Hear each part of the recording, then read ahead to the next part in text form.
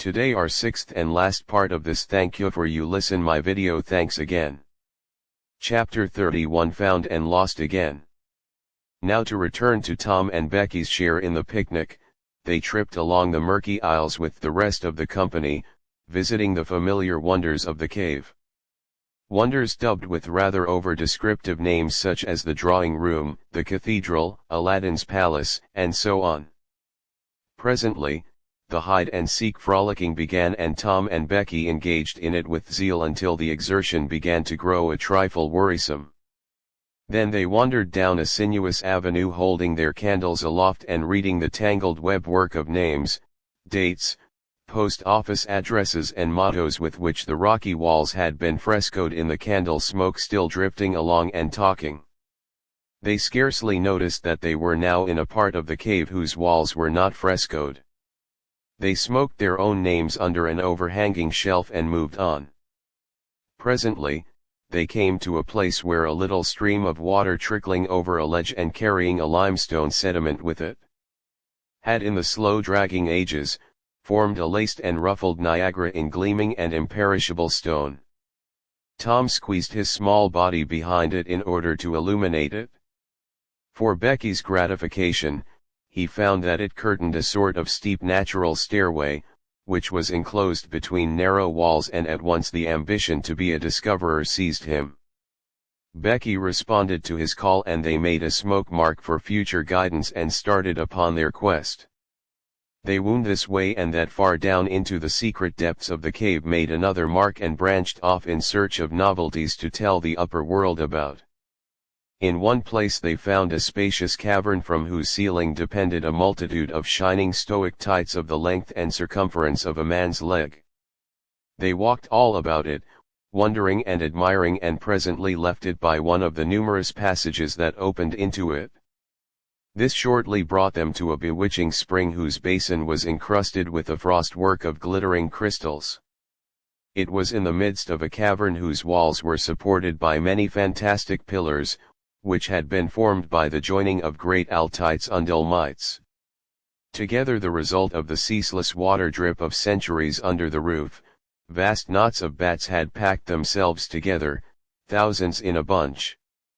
The lights disturbed the creatures, and they came flocking down by hundreds, squeaking and darting furiously at the candles. Tom knew their ways and the danger of this sort of conduct. He seized Becky's hand and hurried her into the first corridor that offered, and none too soon, for a bat struck Becky's light out with its wing.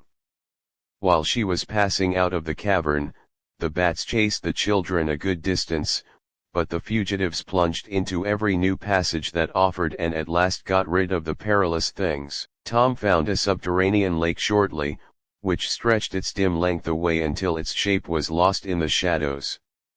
He wanted to explore its borders, but concluded that it would be best to sit down and rest a while first. Now, for the first time, the deep stillness of the place laid a clammy hand upon the spirits of the children. Becky said, "Why, I didn't notice, but it seems ever so long since I heard of any of the others. Come to think, Becky, we are way down below them, and I don't know how far away, north or south or east or whichever it is. We couldn't hear them here." Becky grew apprehensive. "I wonder how long we been down here." "Tom, we better start back." "Yes, I reckon we better." "Perhaps we better. Can you find the way, Tom? It's all a mixed up crookedness to me." "I reckon I could find it, but then the bats, if they put both of our candles out, it will be an awful fix. Let's try some other way so as not to go through there." "Well, but I hope we won't get lost. It would be so awful." And the girl shuddered at the thought of the dreadful possibilities. They started through a corridor and traversed it in silence a long way, glancing at each new opening to see if there was anything familiar about the look of it, but they were all strange. Every time Tom made an examination, Becky would watch his face for an encouraging sign, and he would say, cheerily, "Oh, it's all right. This ain't the one, but we'll come to it right away." But he felt less and less hopeful with each failure and presently began to turn off into diverging avenues at sheer random, in desperate hope of finding the one that was wanted. He still said it was all right, but there was such a lead and dread at his heart that the words had lost their ring and sounded just as if he had said all is lost. Becky clung to his side in an anguish of fear and tried hard to keep back the tears, but they would come at last. She said, "Oh, Tom, never mind the bets. Let's go back that way. We seem to get worse and worse off all the time." Tom stopped. "Listen," said he. Profound silence. Silence so deep that even their breathings were conspicuous in the hush. Tom shouted, the call went echoing down the empty aisles and died out in the distance in a faint sound that resembled a ripple of mocking laughter. "Oh, don't do it again, Tom. It is too horrid," said Becky. "It is horrid. But I bet Becky they might hear us," and he shouted again. The might was even a chillier horror than the ghostly laughter. It so confessed a perishing hope. The children stood still and listened, but there was no result. Tom turned upon the back track at once and hurried his steps. It was but a little while before a certain indecision in his manner revealed another fearful fact to Becky. He could not find his way back. "Oh Tom, you didn't make any marks." "Becky. I was such a fool. Such a fool. I never thought we might want to come back. No, I can't find the way. It's all mixed up, Tom. Tom. We're lost. We're lost. We never can get out of this awful place. Why did we ever leave the others?" She sank to the ground and burst into such a frenzy of crying that Tom was appalled with the idea that she might die or lose her reason. He sat down by her and put his arms around her. She buried her face in his bosom. She clung to him. She poured out her terrors, her unveiling regrets, and the far echoes turned them all to during laughter. Tom begged her to pluck up hope again and she said she could not. He fell to blaming and abusing himself for getting her into this miserable situation, and this had a better effect. She said she would try to hope again. She would get up and follow wherever he might lead. If only he would not talk like that anymore, for he was no more to blame than she said. So they moved on again aimlessly, simply at random. All they could do was to move. Keep moving. For a little while, hope made a show of reviving, not with any reason to back it, but only because it is its nature to revive when the spring has not been taken out of it by age and familiarity with failure. By and by, Tom took Becky's candle and blew it out. This economy meant so much words were not needed. Becky understood and her hope died again. She knew that Tom had a whole candle and 3 or 4 pieces in his pockets. Yet he must economize. By and by fatigue began to assert its claims. The children tried to pay no attention, for it was dreadful to think of sitting down when time was grown. To be so precious. Moving in some direction, in any direction, was at least progress and might bear fruit, but to sit down was to invite death and shorten its pursuit. At last, Becky's frail limbs refused to carry her farther. She sat down. Tom rested with her and they talked of home and the friends there and the comfortable beds and above all the light. Becky cried and Tom tried to think of some way of comforting her, but all his encouragement were grown threadbare with use and sounded like sarcasms. Fatigue bore so heavily upon Becky that she drowsed off to sleep. Tom was grateful. He sat looking into her drawn face and saw it grow smooth and natural under the influence of pleasant dreams, and by a smile dawned and rested there. The peaceful face reflected somewhat of peace and healing into his own spirit, and his thoughts wandered away to bygone times and dreamy memories. While he was deep in his musings, Becky woke up with a breezy little laugh, but it was stricken dead upon her lips and a groan followed it. "Oh, how could I sleep? I wish I never had waked. No, I don't. Tom, Don't look so I won't say it again. I'm glad you've slept, Becky. You'll feel rested now and we'll find the way out. We can try, Tom, but I've seen such a beautiful country in my dream. I reckon we are going there. Maybe not. Maybe not. Cheer up, Becky, and let's go on trying. They rose up and wandered along hand in hand and hopeless. They tried to estimate how long they had been in the cave, but all they knew was that it seemed days and weeks, and yet it was plain that this could not be, for their candles were not gone yet. A long time after this, they could not tell how long. Tom said they must go softly and listen to dripping water. They must find a spring. They found one presently, and Tom said it was time to rest again. Both were cruelly tired. Yet Becky said she thought she could go on a little farther. She was surprised to hear Tom dissent. She could not understand it. They sat down and Tom fastened his candle to the wall in front of them with some clay. Thought was soon busy, nothing was said for some time. Then Becky broke the silence. Tom, I'm so hungry. Tom took something out of his pocket. Do you remember this, said he. Becky almost smiled. It's our wedding cake, Tom. Yes. I wish it was as big as a barrel, for it's all we've got. I saved it from the picnic for us to dream on, Tom, the way grown-up people do with wedding cake, but it'll be our. She dropped the sentence where it was. Tom divided the cake and Becky ate with good appetite while Tom nibbled at his moiety. There was abundance of cold water to finish the feast with. By and by, Becky suggested that they move on again. Tom was silent a moment, then he said, Becky, can you bear it if I tell you something? Becky's face paled, but she thought she could. Well then, Becky, we must stay here where there's water to drink. That little piece is our last candle. Becky gave loose to tears and wailings. Tom did what he could to comfort her, but with little effect at length. Becky said, Tom, well, Becky, they'll miss us and hunt for us.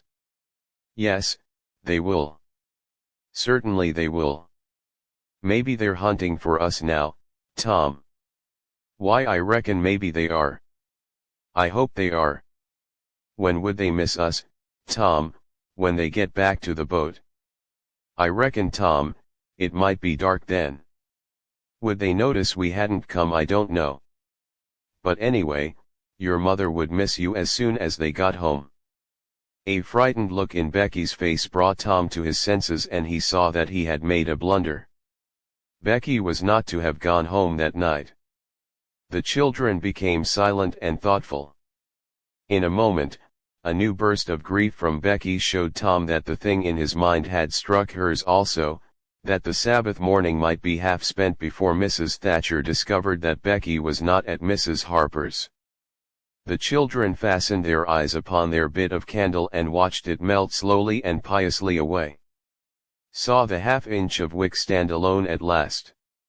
Saw the feeble flame rise and fall.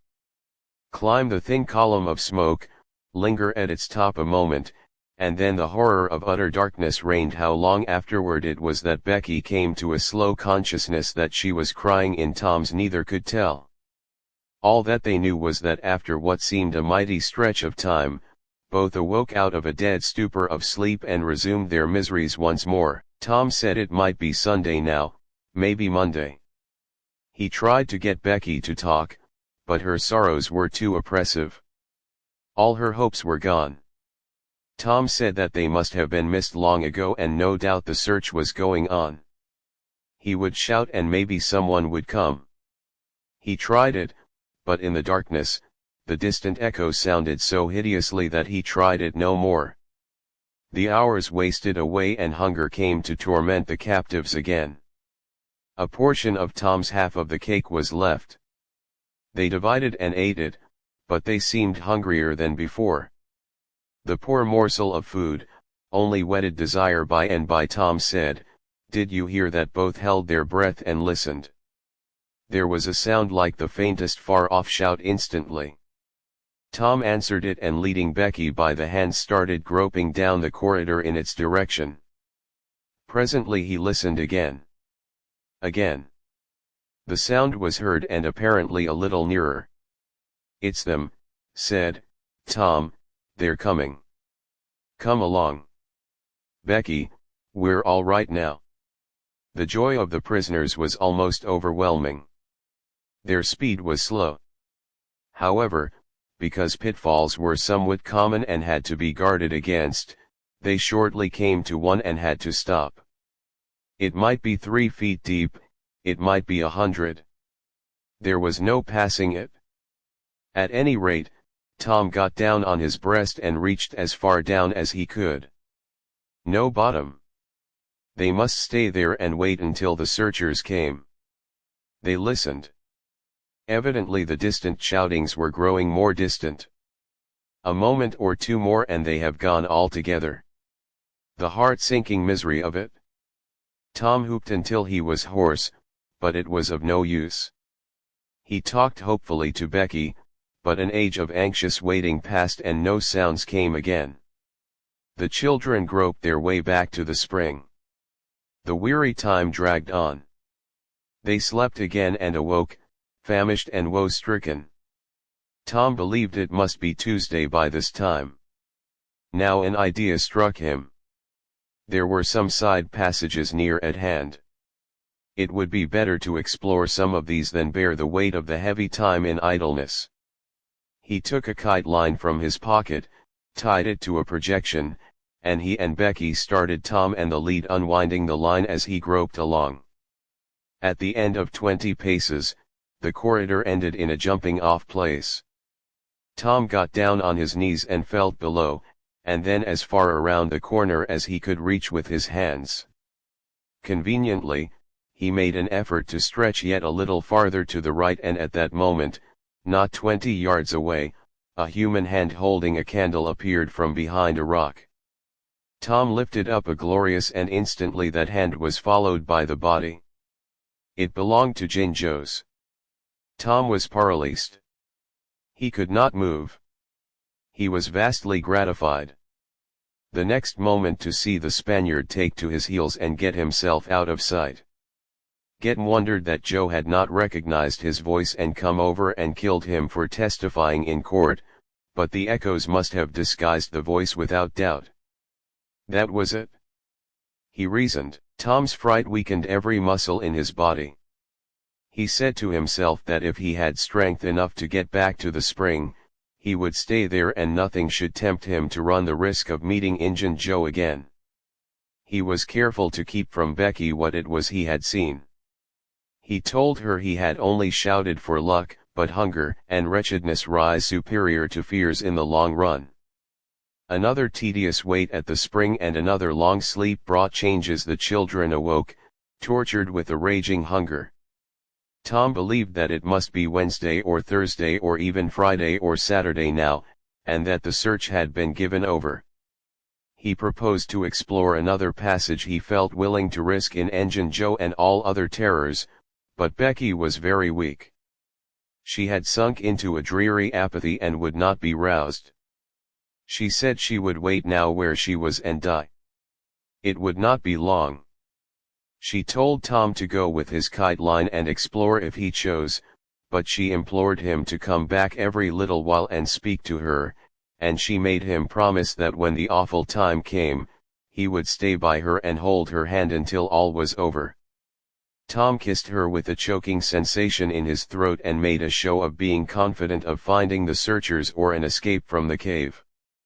Then he took the kite line in his hand and went groping down one of the passages on his hands and knees, distressed with hunger and sick with bodings of coming doom. End of chapter 31. Chapter 32. Turn out there found. Tuesday afternoon came and waned to the twilight. The village of St. Petersburg still mourned. The lost children had not been found. Public prayers had been offered up for them and many a private prayer that had the petitioner's hole in it, but still no good news came from the cave. The majority of the searchers had given up the quest and gone back to their daily vocations, saying that it was plain that children could never be found. Mrs. Thatcher was very ill and a great part of the time. Delirious people said it was heartbreaking to hear her call her child and raise her head and listen a whole minute at a time. Then lay it weirdly down again with a moan. Aunt Polly had drooped into a settled melancholy and her grey hair had grown almost white. The village went to its rest on Tuesday night, sad and forlorn. Away in the middle of the night a wild peal burst from the village, and in a moment the streets were swarming with frantic half-clad people who shouted, "Turn out! Turn out! They're found! They're found!" Tin pans and horns were added to the population massed itself and moved toward the river. Met the children coming in an open carriage drawn by shouting citizens. Thronged around it, joined its homeward march and swept magnificently up the main street roaring Hazza. After Hazza, the village was illuminated. Nobody went to bed again. It was the greatest night the little town had ever seen. During the first half hour a procession of villagers filed through Judge Thatcher's house, seized the saved ones and kissed them. Squeezed Mrs. Thatcher's hand, tried to speak but couldn't, and drifted out raining tears all over the place, and Polly's happiness was complete and Mrs. Thatcher's nearly so it would be complete. However, as soon as the messenger dispatched with the great news to the cave, should get the word to her husband, Tom lay upon a sofa with an eager auditory about him and told the history of the wonderful adventure, putting in many striking additions to adorn it withal, and closed with a description of how he left Becky and went on an exploring expedition, how he followed 2 avenues as far as his kite line would reach, how he followed a third to the fullest stretch of the kite line and was about to turn back when he glimpsed a far-off speck that looked like daylight, dropped the line and groped toward it, pushed his head and shoulders through a small hole and saw the broad Mississippi rolling by, and if it had only happened to be night, he would not have seen that speck of daylight and would not have explored that passage any more. He told how he went back for Becky and broke the good news, and she told him not to fret her with such stuff where she was tired and knew she was going to die and wanted to. He described how he labored with her and convinced her, and how she almost died for joy when she had groped to where she actually saw the blue speck of daylight, how he pushed his way out at the hole and then helped her out. How they sat there and cried for gladness, how some men came along in a skiff and Tom hailed them and told them their situation and their famished condition. How the men didn't believe the wild tale at first, because said they, "You are 5 miles down the river below the valley the cave is in," then took them aboard, rode to a house, gave them supper, made them rest till 2 or 3 hours after dark, and then brought them home. Before day dawn, Judge Thatcher and the handful of searchers with him were tracked out in the cave by the twine clues they had strung behind them and informed of the great news. 3 days and nights of toil and hunger in the cave were not to be shaken off at once, as Tom and Becky soon discovered. They were bedridden all of Wednesday and Thursday and seemed to grow more and more tired and worn all the time. Tom got about a little on Thursday, was downtown Friday and nearly as whole as ever Saturday, but Becky did not leave her room until Sunday, and then she looked as if she had passed through a wasting illness. Tom learned of Huck's sickness and went to see him on Friday, but could not be admitted to the bedroom, neither could he on Saturday or Sunday. He was admitted daily after that, but was warned to keep still about his adventure and introduce no exciting topic. The widow Douglas stayed by to see that he obeyed at home. Tom learned of the Cart of Hill event also, that the ragged man's body had eventually been found in the river near the ferry landing. He had been drowned while trying to escape. Perhaps about a fortnight after Tom's rescue from the cave, he started off to visit Huck, who had grown plenty strong enough now to hear exciting talk, and Tom had some that would interest him. He thought Judge Thatcher's house was on Tom's way, and he stopped to see Becky, the judge, and some friends set Tom to talking, and someone asked him, ironically, if he wouldn't like to go to the cave again. Tom said he thought he wouldn't mind it. The judge said, "Well, there are others just like you, Tom. I've not the least doubt, but we have taken care of that. Nobody will get lost in that cave anymore. Why? Because I had its big door sheathed with boiler iron 2 weeks ago and triple locked, and I've got the keys. Tom turned us white as a sheet. What's the matter, boy? Here, run somebody fay a glass of water. The water was brought and thrown into Tom's face. Ah, now you're all right. What was the matter with you, Tomo, Judge? Engine Joe's in the cave. End of chapter 32. Chapter 33, The Fate of Njejo. Within a few minutes the news had spread and a dozen skiff-loads of men were on their way to McDougal's cave, and the ferry boat, well filled with passengers, soon followed. Tom Sawyer was in a skiff that bore Judge Thatcher. When the cave door was unlocked, a sorrowful sight presented itself in the dim twilight of the place. Injun Joe lay stretched upon the ground, dead, with his face close to the crack of the door, as if his longing eyes had been fixed to the latest moment upon the light and the cheer of the free world outside. Tom was touched, for he knew by his own experience how this wretch had suffered. His pity was moved, but nevertheless he felt an abounding sense of relief and security now, which revealed to him in a degree which he had not fully appreciated before how vast a weight of dread had been lying upon him since the day he lifted his voice against this bloody-minded outcast. Injun Joe's bowie knife lay close by, its blade broken into the great foundation. Beam of the door had been chipped and hacked through with tedious labor. Useless labor too. It was, for the native rock formed a sill outside it, and upon that stubborn material, the knife had wrought no effect. The only damage done was to the knife itself, but if there had been no stony obstruction there, the labor would have been useless still, for if the beam had been wholly cut away, Engine Joe could not have squeezed his body under the door, and he knew it, so he had only hacked that place in order to be doing something, in order to pass the weary time, in order to employ his tortured faculties. Ordinarily one could find half a dozen bits of candles stuck around in the crevices of this vestibule left there by tourists, but there were none.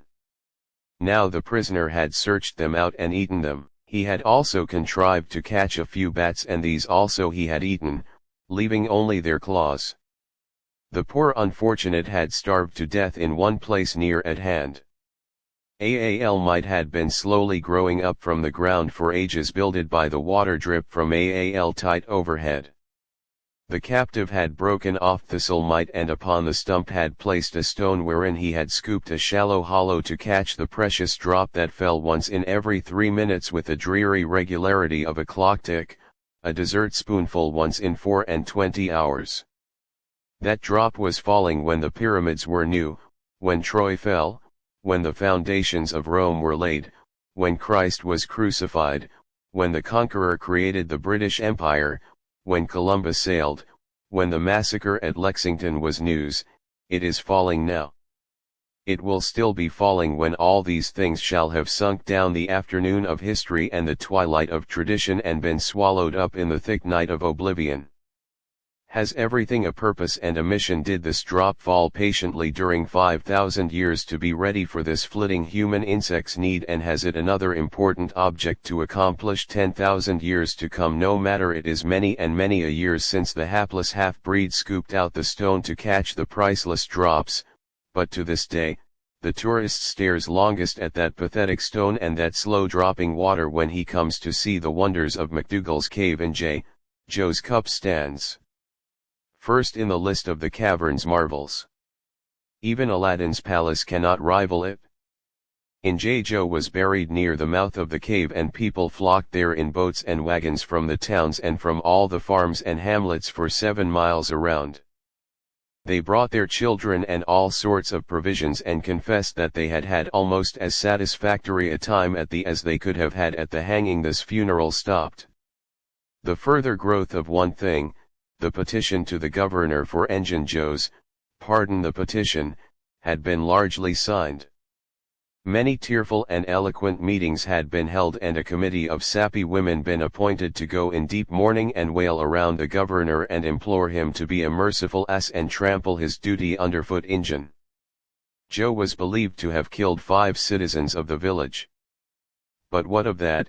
If he had been Satan himself, there would have been plenty of weaklings ready to scribble their names to a pardon petition and drip a tear on it from their permanently impaired and leaky waterworks. The morning after the funeral, Tom took Huck to a private place to have an important talk. Huck had learned all about Tom's adventure from the Welshman and the widow Douglas by this time, but Tom said he reckoned there was one thing they had not told him. That thing was what he wanted to talk about. Now, Huck's face saddened. He said, "I know what it is. You got into number 2 and never found anything but whiskey. Nobody told me it was you, but I just noted it must have been you. Soon as I heard about that whiskey business and I knowed you hadn't got the money because you'd have got at me somewhere or other and told me even if he was mum to everybody else. Tom, something's always told me we'd never get hold of that swag. Why Huck, I never told on that tavern keeper. You know his tavern was all right. The Saturday I went to the picnic. Don't you remember you was to watch there that night? Oh yes. Why, it seems about a year ago. It was that very night that I followed in Engine Joe to the widow's. You followed him? Yes, but you keep mum. I reckon in Engine. Joe's left friends behind him and I don't want them sorring on me and doing me mean tricks. If it hadn't been for me, he'd be down in Texas now. All right then. Huck told his entire adventure and confidence to Tom, who had only heard of the Welshman's part of it before. Well, said Huck, presently coming back to the main question, whoever nipped the whiskey in number 2 nipped the money too, I reckon. Anyway, it's a goner for us. Tom, Huck. That money wasn't ever in number 2. What? Huck searched his comrade's face keenly. Tom, have you got on the track of that money again? Huck, it's in the cave. Huck's eyes blazed. Say it again, Tom. The money's in the cave, Tom. Honest, Engine. Now, is it fun or earnest? Earnest, Huck, just as earnest as ever I was in my life. Will you go in there with me and help me get it out? I bet I will. I will. If it's where we can blaze our way to it and not get lost, Huck, we can do that without the least little bit of trouble in the world. Good as wheat. What makes you think the money's? Huck, you just wait till we get in there. If we don't find it, I'll agree to give you my drum and everything I've got in the world. I will buy Jang. All right. It's a whiz. When do you say? Right now. If you say it, are you strong enough? Is it far in the cave? I've been on my pins a little 3-4 days now, but I can't walk more than a mile, Tom. At least I don't think I could. It's about 5 miles into there the way anybody but me would go. Huck, but there's a mighty shortcut that they don't anybody but me know about, Huck. I'll take you right to it in the skiff. I'll float the skiff down there and I'll pull it back again all by myself. You needn't ever turn your hand over. Let's start right off, Tom. All right, we want some bread and meat in our pipes and a little bag or 2 and 2 or 3 kite strings and some of these newfangled things they call lucifer matches. I tell you, many's the time I wished I had some when I was in there before a trifle afternoon. The boys borrowed a small skiff from a citizen who was absent and got underway at once when they were several miles below Cave Hollow. Tom said, "Now you see this bluff here looks all alike, all the way down from the Cave Hollow, no houses, no woodard's bushes, all alike, but do you see that white place up there where there's been a landslide? Well, that's one of my marks. We'll get shore now." They landed. Now, Huck, where we're a-standing, you could touch that hole I got out of with a fishing pole. See if you can find it. Huck searched all the place about and found nothing. Tom proudly marched into a thick clump of sumac bushes and said, "Here you are. Look at it, Huck. It's the snug geese hole in this country. You just keep mom about it all along. I been wanted to be a robber, but I knew I'd got to have a thing like this and where to run across. It was the bother. We've got it now and we'll keep it quiet, only we'll let Joe Harper and Ben Rogers in because of course there's got to be a gang or else there wouldn't be any style about it. Tom Sawyer's gang. It sounds splendid, doesn't it, Huck? Well, it just does. Tom, and who we rob? Most anybody waylay people. That's mostly the way, and kill them. No, not always. Hive them in the cave till they raise a ransom. What's a ransom? Money you make them raise all they can, often their friends, and after you kept them a year. If it ain't raised, then you kill them. That's the general way, only you don't kill the women. You shut up the women, but you don't kill them. They're always beautiful and rich and all fully scared. You take their watches and things, but you always take your hat off and talk polite. They ain't anybody as polite as robbers. You'll see that in any book.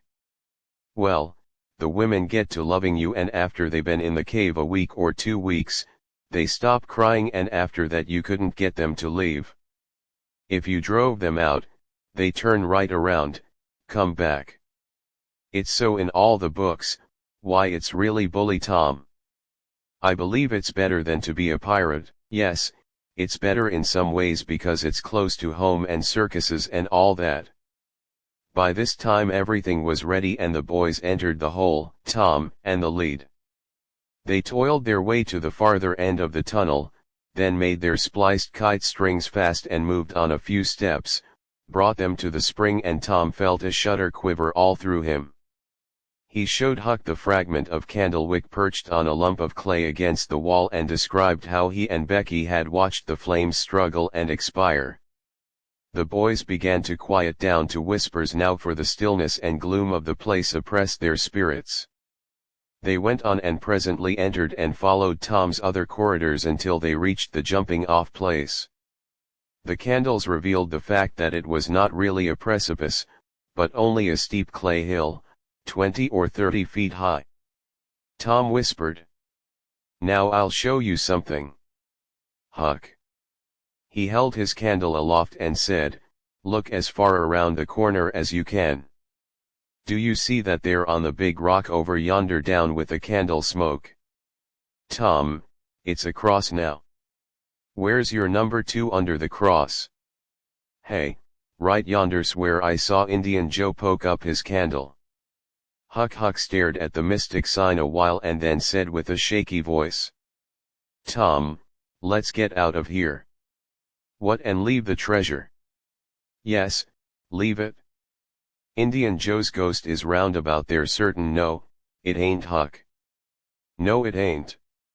It would hand the place where he died way out at the mouth of the cave 5 miles from here." "No, Tom. It wouldn't. It would hang around the money. I know the ways of ghosts, and so do you."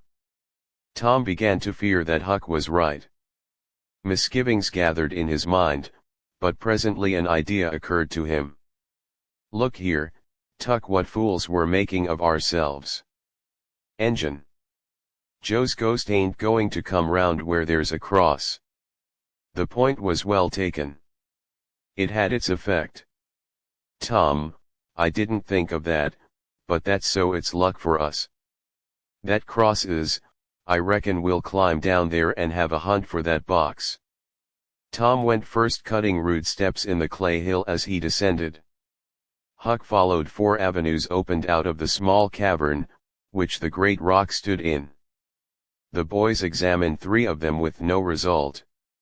They found a small recess in the one nearest the base of the rock with a pallet of blankets spread down in it.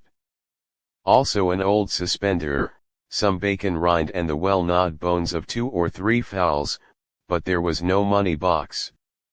The lads searched and researched this place, but in vain.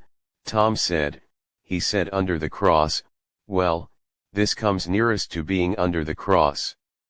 It can't be under the rock itself because that's set solid on the ground. They searched everywhere once more and then sat down discouraged. Huck could suggest nothing by and by. Tom said, "Look here, Huck. There's footprints and some candle grease on the clay about one side of this rock, but not on the other sides. Now what's that for? I bet you the money is under the rock. I'm going to dig in the clay." "That ain't no bad notion," Tom said, Huck with animation. Tom's reel Barlow was out at once and he had not dug 4 inches before he struck wood. "Hey, Huck, you hear that?" Huck began to dig and scratch. Now, some boards were soon uncovered and removed. They had concealed a natural chasm which led under the rock. Tom got into this and held his candle as far under the rock as he could, but said he could not see to the end of the rift. He proposed to explore. He stooped and passed under the narrow way, descended gradually. He followed its winding course first to the right and then to the left, Huck at his heels. Tom turned a short curve by and exclaimed, "My goodness, Huck, looky. Here it was, the treasure box." Sure enough, occupying a snug little cavern along with an empty powder keg, a couple of guns and leather cases, 2 or 3 pairs of old moccasins, a leather belt and some other rubbish well soaked with a water drip. "Got it at last," said Huck, plowing among the tarnished coins with his hands. "My, but we're rich." "Tom, Huck, I always reckon we get it. It's just too good to believe, but we have got it." "Sure, say, let's not fool around here. Let's snake it out. Let me see if we can lift the box. We weighed about 50 pounds. Tom could lift it after an awkward fashion, but could not carry it conveniently. "I thought so. He said they carried it like it was heavy that day at the haunted house. I noticed that. I reckon I was right to think of fetching." The little bags along the money was soon in the bags and the boys took it up to the cross rock. "Now let's fetch the guns and things," said Huck. "No, Huck. Leave them there. They're just the tricks to have when you go to robbing. We'll keep them there all the time and we'll hold our orgies there too. It's an awful snug place for orgies." "What's orgies? I don't know, but robbers always have orgies and of course we've got to have them too. Come along, Huck. We been in here a long time. It's getting late. I reckon I'm hungry too. We'll eat and smoke when we get to the skiff." They presently emerged into the clumb sumac bushes, looked wly about, found the coast clear and were soon lunching and smoking in the skiff. As the sun dipped toward the horizon, they pushed out and got underway. Tom schemed up the shore through the long twilight, chatting cheerily with Huck, and landed shortly after dark. "Now, Huck," said Tom, "we'll hide the money in the loft of the widow's woodshed and I'll come up in the morning and we'll count it and divide it and then we'll hunt up a place out in the woods for it where it will be safe. Just you lay quiet here and watch the stuff till I run up and hook Benny Taylor's little wagon. I won't be gone a minute." He disappeared and presently returned with a wagon, put the 2 small sacks into it, threw some old rags on top of them and started off dragging his cargo behind him. When the boys reached the Welshman's house, they stopped to rest just as they were about to move on. The Welshman stepped out and said, "Hello. Who's that?" "Huck and Tom Sawyer." "Good. Come along with me, boys, you are keeping everybody waiting here. Hurry up. Trot ahead. I'll haul the wagon for you." "Why, it's not as light as it might be." "Got bricks in it or old metal?" "Old metal," said Tom. "I judge so. The boys in this town will take more trouble and fool away more time hunting up 6 bits worth of old iron to sell to the foundry than they would to make twice the money at regular work, but that's human nature. Hurry along, hurry along." The boys wanted to know what the hurry was about. Never mind. You'll see when we get to the widow, Douglas Huck said with some apprehension, for he was long used to being falsely accused. Mr. Jones, we haven't been doing nothing. The Welshman laughed. Well, I don't know. Huck, my boy. I don't know about that. Ain't you and the widow good friends? Yes. Well, she's been good friends to me anyways. All right then. What do you want to be afraid for? This question was not entirely answered in Huck's slow mind before he found himself pushed along with Tom into Mrs. Douglas's drawing room. Mr. Jones left the wagon near the door and followed. The place was grandly lighted and everybody that was of any consequence in the village was there. The Thatcher were there, the Harpers, the Rogers, Aunt Polly, Sid Mary, the minister, the editor, and a great many more, and all dressed in their best. The widow received the boys as hardly as anyone could well receive two such looking beings. They were covered with clay and candle grease. Aunt Polly blushed crimson with humiliation and frowned and shook her head at Tom. Nobody suffered half as much as the two boys did. However, Mr. Jones said Tom wasn't at home yet, so I gave him up, but I stumbled on him and Huck right at my door, and so I just brought them along in a hurry. And you did just right, said the widow. Come with me, boys. She took them to a bedchamber and said, now wash and dress yourselves. Here are 2 new suits of clothes, shirts, socks, everything complete. They're Huck's. No, no thanks, Huck. Mr. Jones bought one and I the other, but they'll fit both of you. Get into them. We'll wait. Come down when you're slicked up enough. Then she left. End of chapter 33. Chapter 34, Floods of Gold. Huck said, Tom, we can slope if we can find a rope. The window ain't high from the ground. Shucks, what do you want a slope for? Well, I ain't used to that kind of crowd. I can't stand it. I ain't going down there, Tom. Oh, bother. Ain't anything. I don't mind it a bit. I'll take care of you. It appeared, Tom said, and he has been waiting for you all the afternoon.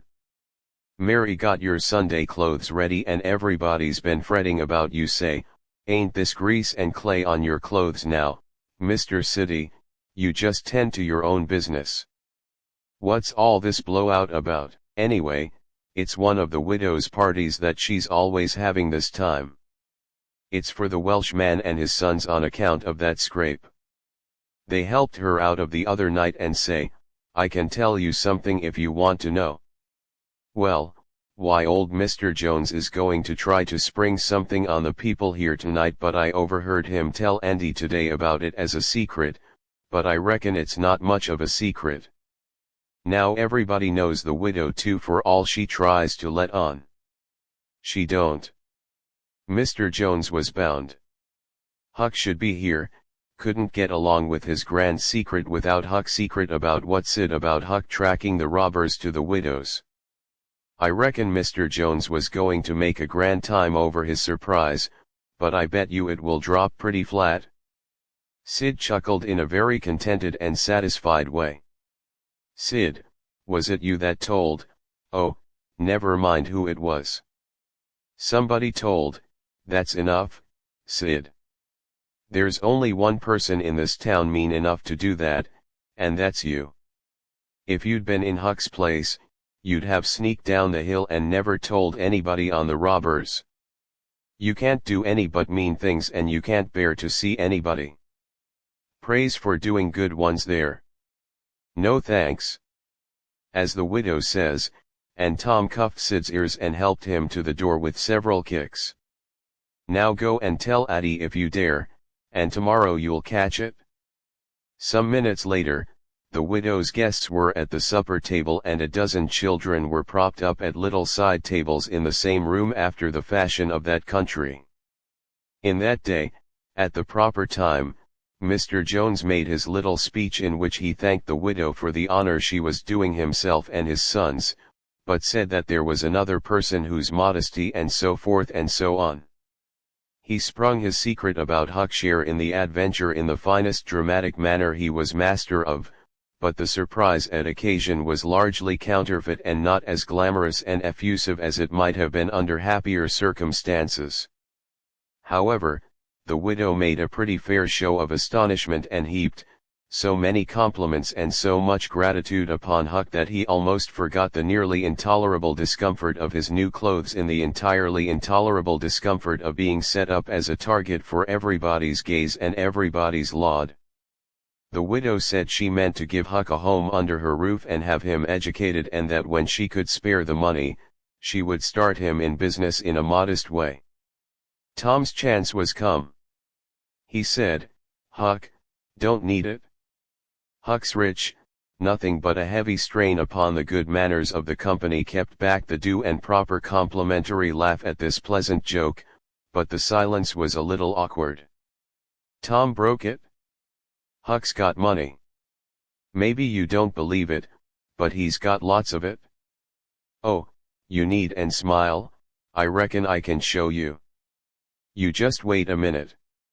Tom ran outdoors. The company looked at each other with a perplexed interest, and inquiring at Huck, who was tongue-tied, said, "What ails Tom?" said, "Aunt Polly, he well ain't ever any making of that boy out." "I never." Tom entered struggling with the weight of his sacks, and Aunt Polly did not finish her sentence. Tom poured the mass of yellow coins upon the table and said, "There, what did I tell you? Half of it's Huck's and half of it's mine." The spectacle took the general breath away. All gazed. Nobody spoke for a moment. Then there a unanimous call for an explanation. Tom said he could furnish it, and he did. The tale was long but brimful of interest. There was scarcely an interruption from anyone to break the charm of its flow when he had finished. Mr. Jones said, "I thought I had fixed up a little surprise for this occasion, but it don't amount to anything. Now this one makes it sing mighty small. I'm willing to allow." The money was counted. The sum amounted to a little over 12,000. It was more than anyone present had ever seen at one time before, though several persons were there who were worth considerably more than that in property. End of chapter 34.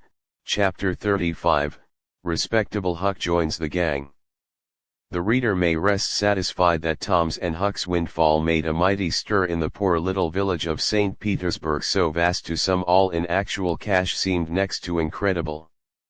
It was talked about, gloated over, glorified, until the reason of many of the citizens tottered under the strain of the unhealthy excitement. Every haunted house in St. Petersburg and the neighboring villages was dissected plank by plank, and its foundations dug up and ransacked for hidden treasure. And not by boys, but men. Pretty grave, unromantic men too. Some of them, wherever Tom and Huck appeared, they were courted, admired, stared at the boys, were not able to remember that their remarks had possessed weight before, but now their sayings were treasured and repeated. Everything they did seemed somehow to be regarded as remarkable. They had evidently lost the power of doing and saying commonplace things. Moreover, their past history was raked up and discovered to bear marks of conspicuous originality. The village paper published biographical sketches of the boys. The widow Douglas put Huck's money out at 6%, and Judge Thatcher did the same with Tom's at Aunt Polly's request. Each lad had an income now that was simply prodigious, $1 for every weekday in the year and half of the Sundays. It was just what the minister got. No, it was what he was promised. He generally couldn't collect it. $1.25 a week would board, lodge and school a boy in those old simple days, and clothe him and wash him too, for that matter. Judge Thatcher had conceived a great opinion of Tom. He said that no commonplace boy would ever have got his daughter out of the cave. When Becky told her father in strict confidence how Tom had taken her whipping at school, the judge was visibly moved, and when she pleaded grace for the mighty lie, which Tom had told in order to shift that whipping from her shoulders to his own, the judge said with a fine outburst that it was a noble, a generous, a magnanimous lie.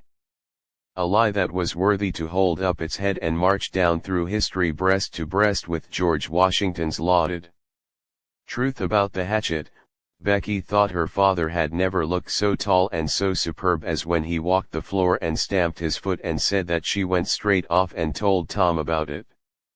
Judge Thatcher hoped to see Tom, a great lawyer or a great soldier someday. He said he meant to look to it that Tom should be admitted to the National Military Academy and afterward trained in the best law school in the country in order that he might be ready for either career or both. Huck Finn's wealth and the fact that he was now under the widow Douglas's protection introduced him into society. No, dragged him into it. Hurled him into it, and his sufferings were almost more than he could bear. The widow's servants kept him clean and neat, combed and brushed, and they beaded him nightly in unsympathetic sheets that had not one little spot or stain, which he could press to his heart and know for a friend. He had to eat with knife and fork and had to use napkin, cup and plate. He had to learn his book. He had to go to church. He had to talk so properly that speech was becoming sippet in his mouth. Withers. So he turned the bars and shackles of civilization, shut him in and bound him hand and foot. He bravely bore his miseries 3 weeks and then one day turned up missing for 48 hours. The widow hunted for him everywhere in great distress. The public were profoundly concerned. They searched high and low, they dragged the river for his body.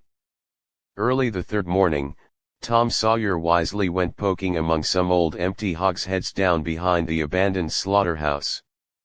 And in one of them he found the refugee. Huck had slept there. He had just breakfasted upon some stolen odds and ends of food and was lying off now in comfort with his pipe. He was unkempt, uncombed and clouded in the same old ruin of rags that had made him picturesque. In the days when he was free and happy, Tom rooted him out, told him the trouble he had been causing and urged him to go home. Huck's face lost its tranquil content and took a melancholy cast. He said, "Don't talk about it, Tom. I've tried it and it don't work. It don't work, Tom. It ain't for me. I ain't used to it. The wit's good to me and friendly, but I can't stand them ways. She makes me get up just at the same time every morning she makes me wash. They comb me all to thunder. She won't let me sleep in the woodshed. I got to wear them blamed clothes that just smothers me, Tom. They don't seem to let any air get through 'em somehow, and they're so rotten nice that I can't sit down nor lay down, nor roll around anywheres. I ain't slid on a cellar door for well, it appears to be years. I got to go to church and sweat and sweat. I hate them ornery sermons. I can't catch a fly in there. I can't see chalk. I got to wear shoes all Sunday. The widow eats by a bell. She goes to bed by a bell. She gets up by a bell. Everything's so awful. Regular. A body can't stand it. Well, everybody does that, Huck Tom. It don't make no difference. I ain't everybody and I can't stand it. It's awful to be tied up. So, and grub comes too easy. I don't take no interest in victuals that way. I got to ask to go a fishing. I got to ask to go in a swimming. Darn if I hate got to ask to do everything. Well, I'd got to talk so nice. It wasn't no comfort. I'd got to go up in the attic and rip out a while every day to get a taste in my mouth or attic died. Tom, the widow wouldn't let me smoke. She wouldn't let me yell. She wouldn't let me gape nor stretch nor scratch before folks, then with a spasm of special irritation and injury and dead fetch it. She prayed all the time. I never see such a woman. I had to shove Tom. I just had to. And besides that, School's going to open and I'd have got to go to it. Well, I wouldn't stand that, Tom. Look here. Tom, being rich ain't what it's cracked up to be. It's just worry and sweat and a wishing you was dead all the time. Now these clothes suits me and this barrel suits me and I ain't ever going to shake 'em anymore. Tom. I wouldn't ever got into all this trouble if it hadn't have been for that money.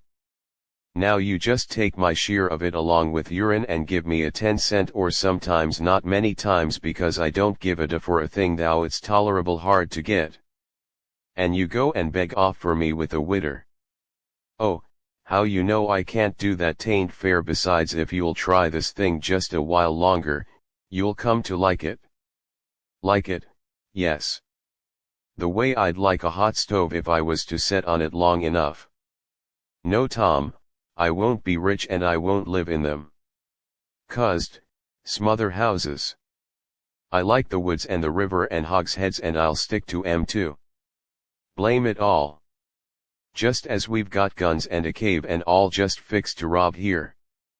This darn foolishness has got to come up. And dill it all. Tom saw his opportunity. Look here. Huck, being rich ain't going to keep me back from turning robber. No. Oh, good looks. Are you in real deadwood earnest, Tom? Just as dead earnest as I'm sitting here. But Huck, we can't let you into the gang if you ain't respectable. You know Huck's joy was quenched. Can't let me in. Tom, didn't you let me go for a pirate? Yes, but that's different. A robber is more high-toned than what a pirate is as a general thing.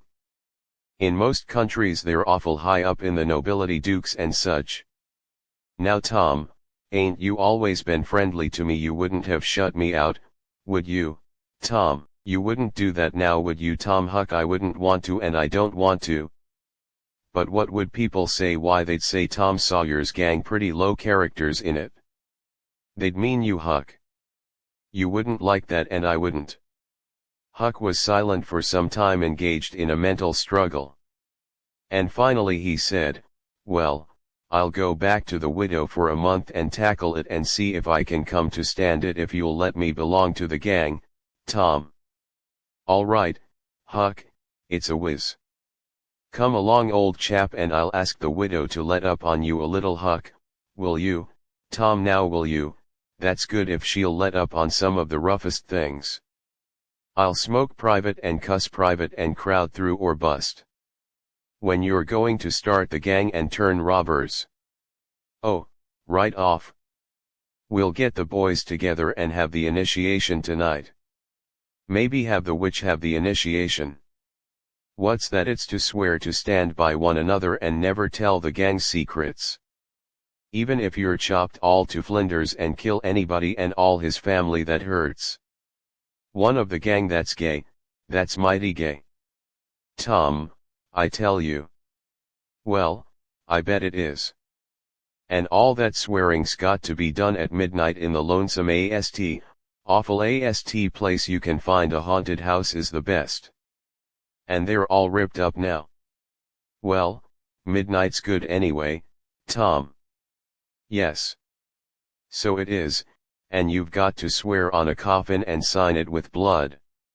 Now that's something like. Why, it's a million times bullier than pirating. I'll stick to the widow till I rot, Tom.